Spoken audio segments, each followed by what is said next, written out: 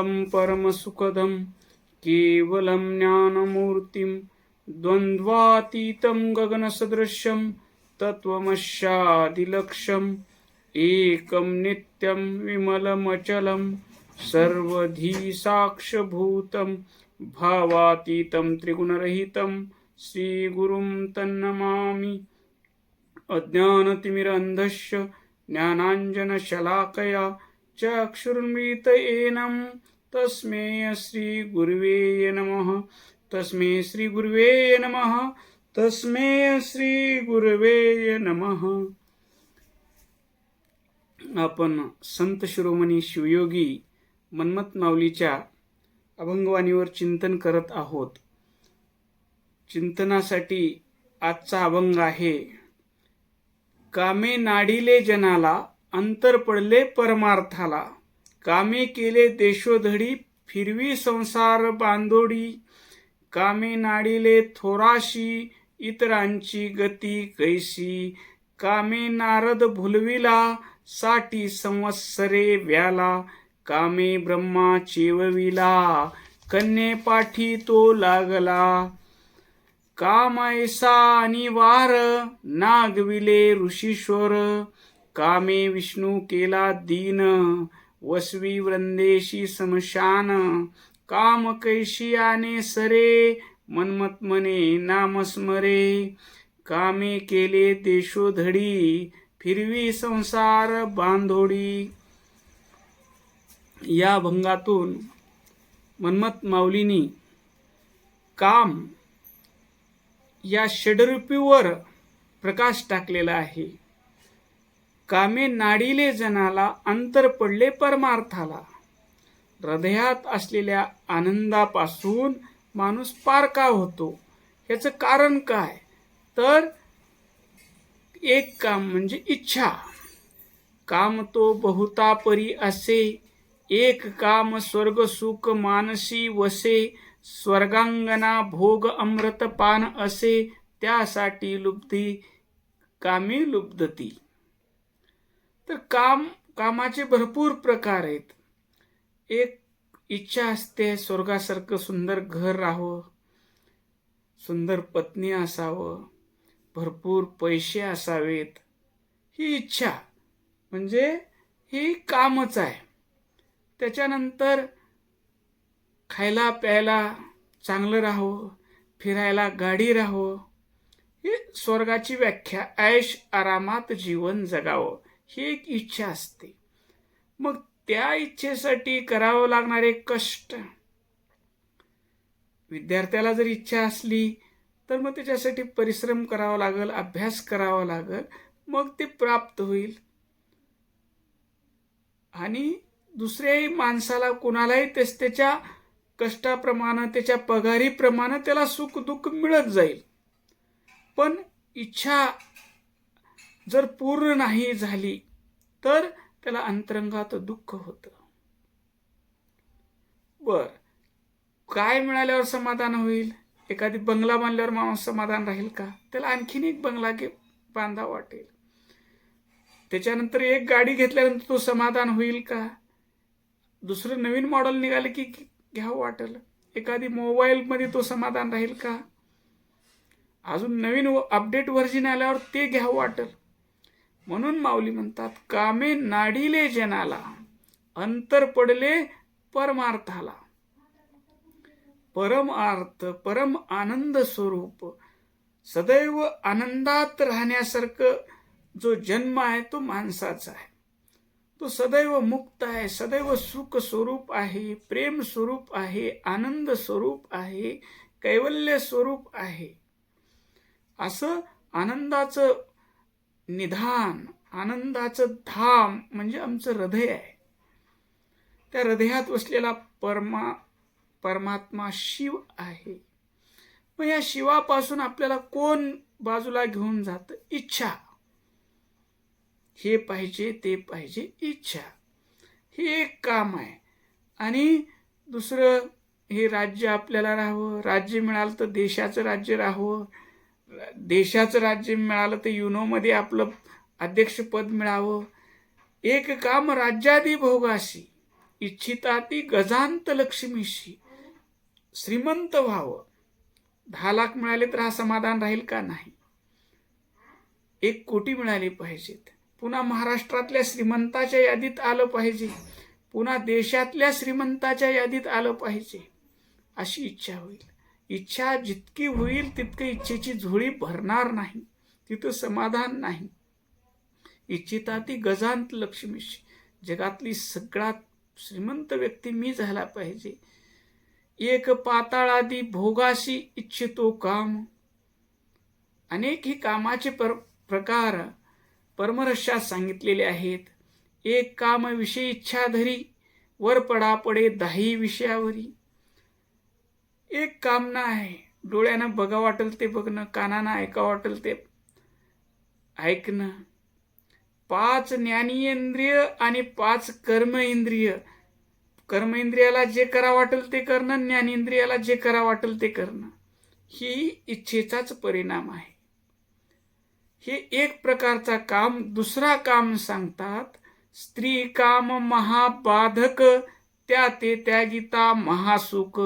त्या कामाशी भीती ब्रह्मादिक दुर्धर म्हणून. एक इच्छारूपी काम आहे. दुसरं स्त्रीचं पुरुषाप्रतीचं आकर्षण आणि पुरुषाचं स्त्री प्रतीचं आकर्षण. मग हा काम असावा की नसावा? हा काम ईश्वरानंच आपल्यामध्ये निर्माण केलेला आहे, ईश्वरानंच दिलेला आहे.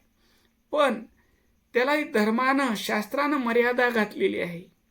तुमचा कामाची पूर्ती करण्यासाठी, स्त्रीच्या कामाची पूर्ती किंवा पुरुषाच्या कामाची पूर्ती करण्यासाठी शास्त्रानं विवाह संस्था सांगितलेली आहे.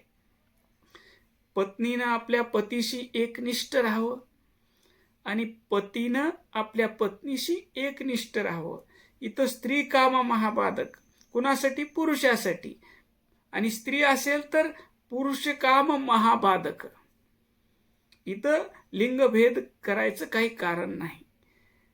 फक्त धर्माप्रमाणे, शास्त्राप्रमाणे स्त्री पुरुषाचा कामोपभोग घेणं, ह्याच्यात काही बंधन नाही, ह्याच्यात काही नुकसान नाही.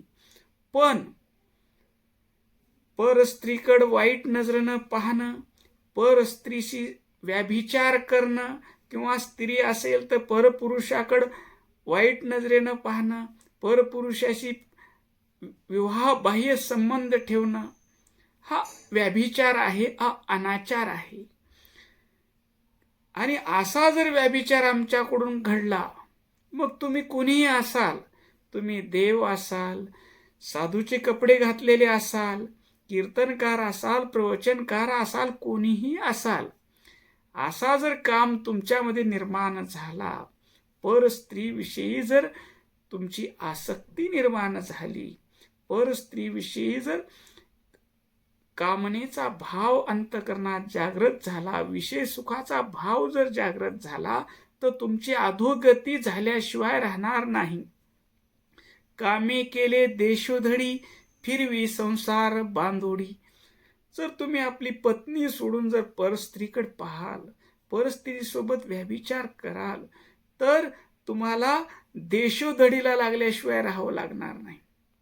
मग तुम्ही राजकारणी असा, धर्मकारणी असा, शिक्षक असा, कीर्तनकार, प्रवचनकार, उद्योगपती असा, काहीही असा, तुम्ही जर आपली मर्यादा सोडून, आपली पत्नी सोडून परस्त्रीशी जर व्याभिचार केलो, तर त्याचं पाप तुम्हाला लागल्याशिवाय राहणार नाही आणि तुम्हाला देशोधडीला लागल्याशिवाय राहणार नाही. तुम्हाला निश्चित दुःखाची प्राप्ती होईल.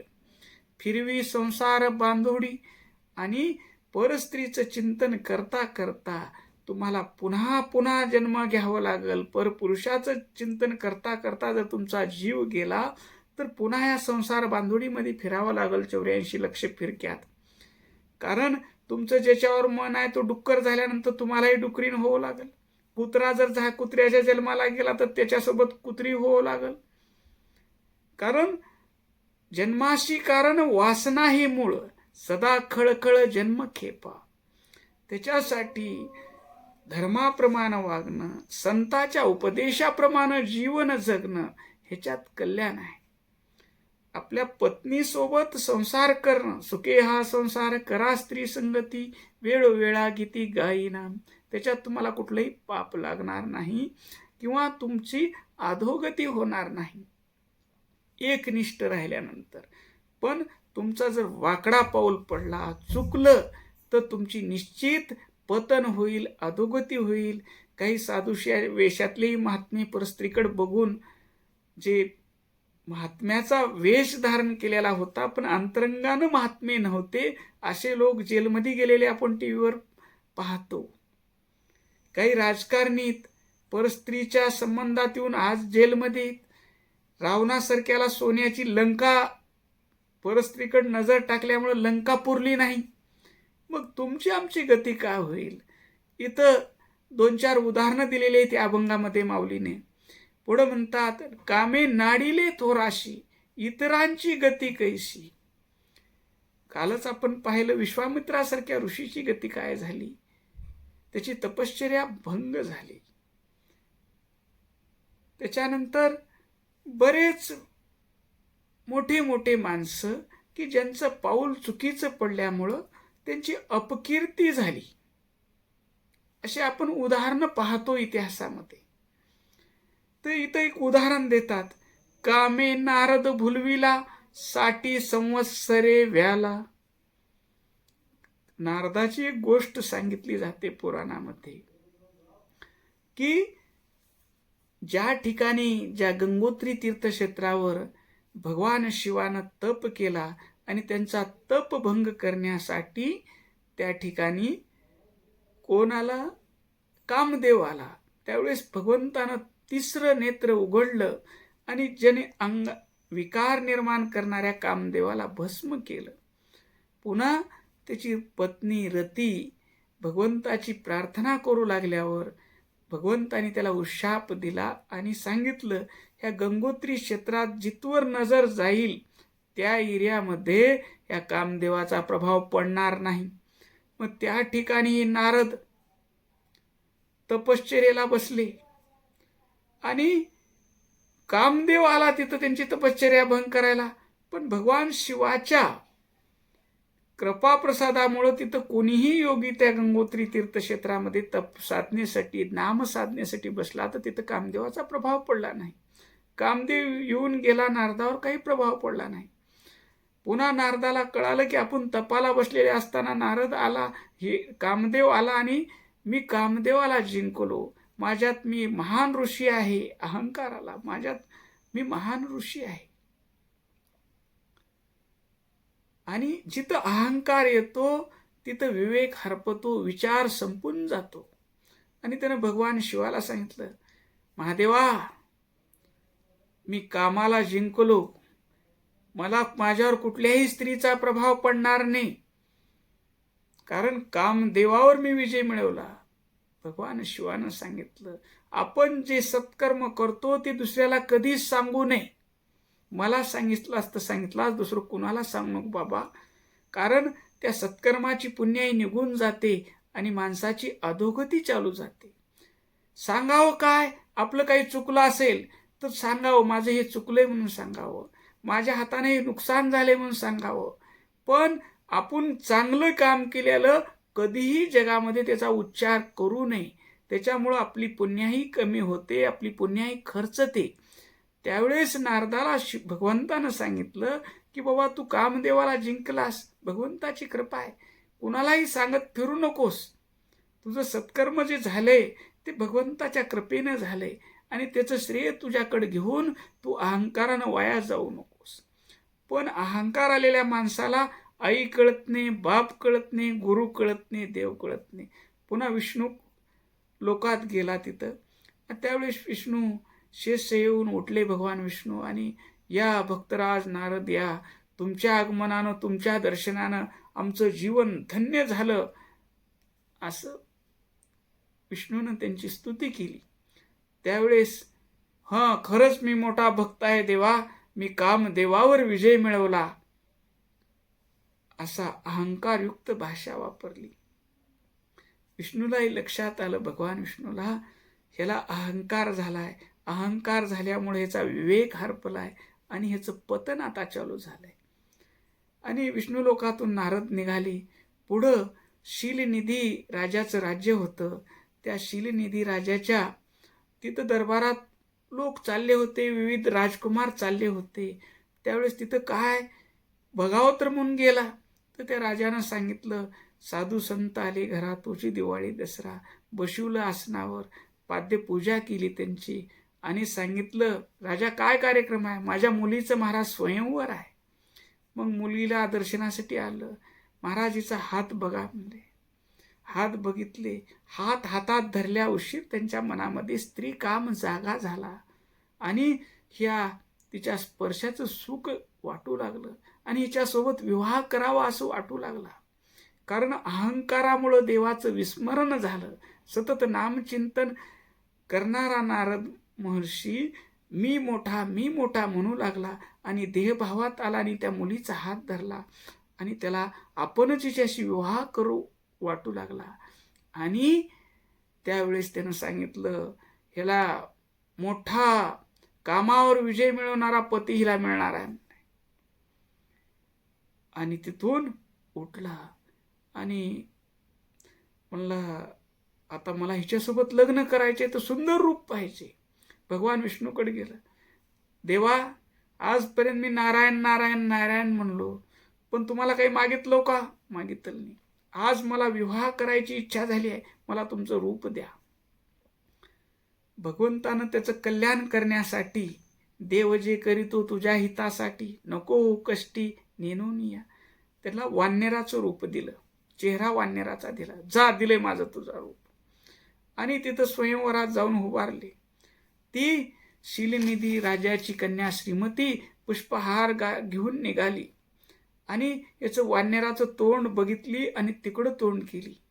तिथं 2 शिवगण होते, ते हसत होते ह्याच्या तोंडाकडे बघून. त्यावेळेस तिथं विष्णू राजकुमारच्या रूपात आले आणि त्यांनी तिला श्रीमतीने हार घातला आणि तिला घेऊन गेले. त्यावेळेस नारदाला राग आला. त्या शिवगणानं सांगितलं, तुम्ही तोंड तर बघा. त्यावेळेस आरशी नव्हती, पाण्यात जाऊन तोंड बघितलं तर वानराचं तोंड. आणि राग आला आणि रागाच्या भरात भगवान विष्णूला शाप दिला. मला तुम्ही वानराचं तोंड दिलं आणि स्त्रीचा वियोग दिला, तुम्हालाही माणसाचा जन्म घ्यावा लागेल आणि स्त्रीचा वियोग सहन करावा लागेल. आणि मला जे वानराचं तोंड दिलं ते वानर तुम्हाला मदत करतील. सांगायचं या गोष्टीचं तात्पर्य, नारदासारखा सतत नारायणाचा जप करणारा ऋषी ज्यावेळेस अहंकारानं उन्मत्त होतो, देहभावात येतो आणि स्त्रीचा हात हातात धरल्यास बरोबर भविष्य धरण्यासाठी त्या मुलीचा आपणच हिचा पती व्हावं असं इच्छा निर्माण होते. त्यासाठी भक्तानं सतत सावध राहिलं पाहिजे. सतत भगवंताचं नाम चिंतन करत करत संसारात आलं पाहिजे. भगवंताचं नाम विसरलं आणि कुण्या स्त्रीकडे पाहिलो तर आमच्या मनामध्ये काम निर्माण होण्याची शक्यता असते. म्हणून सावध राहिलं पाहिजे. पुढं उदाहरण देतात, कामे ब्रह्मा चेवविला, कन्ये पाटी तो लागला. देशात ब्रह्मदेवाचं कुठं मंदिर दिसते का? दिसत नाही. फक्त पुष्करीत आहे. कारण त्याचं कर्मच असं होतं की सरस्वती नावाची त्याची कन्या एवढी सुंदर होती. ती कन्या पुढं आल्यावर ह्याच्या मनात काम निर्माण झाला आणि आपणच हिला करून घ्यावं वाटलं त्याला. म्हणून ब्रह्मदेव तिच्या पाठीमागी लागला. तिला संकोच वाटू लागला, आपल्या पित्यासोबत कसं लग्न देवा ह्याच्या मनात का झालंय. तिनं कितीही पळाली तर ब्रह्मदेवानं तिला जबरदस्तीनं पकडलं आणि तिच्यासोबत विवाह केला. इथं देव राहू आणि कुणी राहू, ज्याचं चुकलं आचार मार्गाचे ठाई, राव रंक सारखेची पाही, मार्ग चुकता अग्रेसरी ही येई नीच पदाशी. मग ह्याचं कृत्य पाहून ह्याला 5 मुख होते ब्रह्मदेवाचे. भगवान शिवानं त्याच्या 5व्या मुखाचा शिरच्छेद केला अशी कथा सांगतात. ज्या मुखानं तू आपल्या कन्येकडे वाईट नजरेनं बघितलास त्या मुखाचा छेद केला आणि तुझ्या या देहाची कुणी पूजा करणार नाही, देव म्हणून तुला कुणी मान्यता देणार नाही. ब्रह्मदेवाचं पतन झालं, नारदाचं पतन झालं. पुढे एक उदाहरण सांगतात, काम ऐसा अनिवार नागविले ऋषीश्वर. मोठमोठे ऋषी तपस्वी लोक ज्यावेळेस मी मोठा तपस्वी असा अहंकार येतो, मी मोठा साधू, मी मोठा महाराज, मी मोठा शिवाचार्य, मी मोठा आचार्य, मी मोठा जगद्गुरू, असा ज्यावेळेस आम्हाला अहंकार येतो, मी मोठा कीर्तनकार, मी मोठा प्रवचनकार, जिथं तू देवा तूच करता करविता विसरून मी लागतं, तिथं अशा माणसाच्या हातानं पतन होतं, त्याच्या मनामध्ये काम निर्माण होतो आणि तो अधोगतीला जातो. पुढं सांगतात, कामे विष्णू केला दीन, वसवी वृंदेशी समशान. भगवान विष्णू आणि वृंदा, ज्याला आपण तुळस म्हणतो, तुळशीची कहाणी, तुळशीचं लग्न का लागतं, तुळशीची कहाणी काय, वेळ कमी आहे, थोडक्यात समजून घेऊ. जालंधर नावाचा राक्षस होता आणि त्या राक्षसाची, कालनेमी राक्षसाची कन्या वृंदा, तिचा जालंधरचा आणि वृंदेचा विवाह झाला. वृंदा महान पतिव्रता होती. पतिव्रता न पाहे पतिविन अन्य. पतिव्रता, तिच्या स्वप्नात पती, जागेपणी पती, पतीशिवाय तिच्या डोक्यात काहीच नाही, अशी वृंदा पतिव्रता होती. आणि तिच्या पतिव्रतेचं तेज एवढं होतं की देवाचं आणि ह्या जालंधर राक्षसाचं युद्ध चालू होतं. जालंधर मरत नव्हता. त्यावेळेस जालंधरला मारायचं झालं तर हिचे पतिव्रत्य भ्रष्ट केलं पाहिजे वंदेचं. म्हणून भगवान विष्णूंनी त्या जालंधर राक्षसाचं रूप घेतलं आणि वृंदेसोबत गेले, वृंदेच्या घरी गेले. आता नवरा आलाय म्हणून तिनं पत्नीचा व्यवहार त्याच्यासोबत केला आणि तिचं चारित्र्य भ्रष्ट झाल्या झाल्या तिकडं जालंधराचा युद्धात वध झाला आणि सैनिक जालंधराचं मस्तक घेऊन आले. त्यावेळेस महाराणीजी, आपले राजे महाराज युद्धामध्ये हारले, त्यांचं मस्तक शिरच्छेद झालाय म्हणाले. मग त्यावेळेस वृंदेने विचारलं, हे जालंधराचं मस्तक आहे तर हा कोण आहे? त्यावेळेस विष्णूला खऱ्या रूपात प्रगट व्हावं लागलं आणि मी विष्णू आहे. आम्ही तुझे काय केले होते देवा, म्हणूनही दावा साधी येला. वृंदेने म्हणलं, आम्ही तुझं काही नुकसान केलतो का देवा? माझं पातिवृत्य तू भ्रष्ट केलास, तू पाषाण हृदय आहेस, तू दगड होशील म्हणून शाप दिला. आणि त्याच ठिकाणी शाळीग्राम, मोठी पाषाणाची शिळ होऊन तिथं विष्णू पडले आणि नवऱ्याच्या चितेमध्ये वृंदेनं तिथं स्वतःचा देह सती गेली.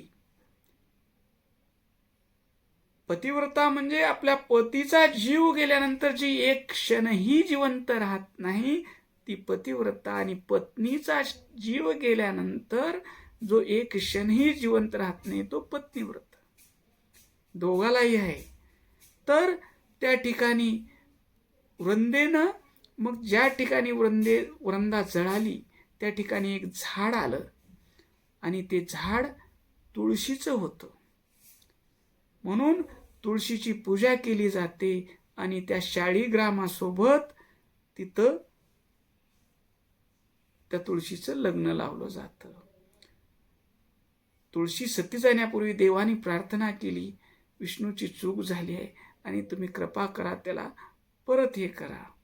त्यावेळेस उशाप दिला, असं पुन्हा काही व्यभिचार करू नका म्हणून सांगितलं आणि लक्ष्मीला विष्णू परत दिला. असं आहे, कर्म कोणीही करू त्याचा त्याला दंड लागणार आहे. पुढं मन्मथ माऊली म्हणतात, जर विष्णूला काम दीन करत असेल, नारदाला काम भुलवीत असेल, ऋषीला नागवीत असेल, ब्रह्मदेवासारख्या देवाला आपल्या कन्येच्या पाठीमागे लावत असेल, तर मग आमच्यासाठी उद्धाराचं साधन कोणतं? काम कैशियाने सरे, मन्मथ मने नामस्मरे. भगवंताचं सतत शिवाय नमा नाम घ्या, शिवाय नमा नाम घेत घेत संसार करा. एक क्षणही भगवंताचला विसरू नका. मग तुमची दृष्टी पवित्र होईल, तुमचं हृदय पवित्र होईल, तुमचं मन पवित्र होईल, तुमचं व्यवहार पवित्र होईल. आणि तुमची दृष्टीला जर स्त्री दिसली तर ती भगवती पार्वती दिसेल. आणि जर स्त्री असाल आणि तुम्ही सतत शिवाय नमा म्हणत असाल तर तो पुरुष तुम्हाला दिसणार नाही, भगवान शिव स्वरूप दिसतील. म्हणून नामस्मरण हे मोठं साधन आहे. हे जर तुमच्या हृदयामध्ये सामान्य वस्तूची इच्छा असो की स्त्रीची इच्छा असो, भगवान शिवाचं नाम घेता घेता तुम्हाला जो ब्रह्मानंदाची प्राप्ती होईल, परमानंदाची प्राप्ती होईल, त्या आनंदापुढेच ती स्त्रीचं शरीर तुच्छ वाटेल. किंवा स्त्री असेल तर पुरुषाचं शरीर तुच्छ वाटेल. कारण ते धर्माच्या बाहेरची गोष्ट आहे, ती तुच्छ वाटेल. आणि तुम्ही धर्माप्रमाणेच त्याचा भगवंताचा प्रसाद म्हणून उपभोग घ्याल. ही प्रसादिक दृष्टी येण्यासाठी माऊली म्हणतात, सतत नामस्मरण करा आणि जीवनाचं कल्याण करून घ्या. ओम शांती शांती शांती.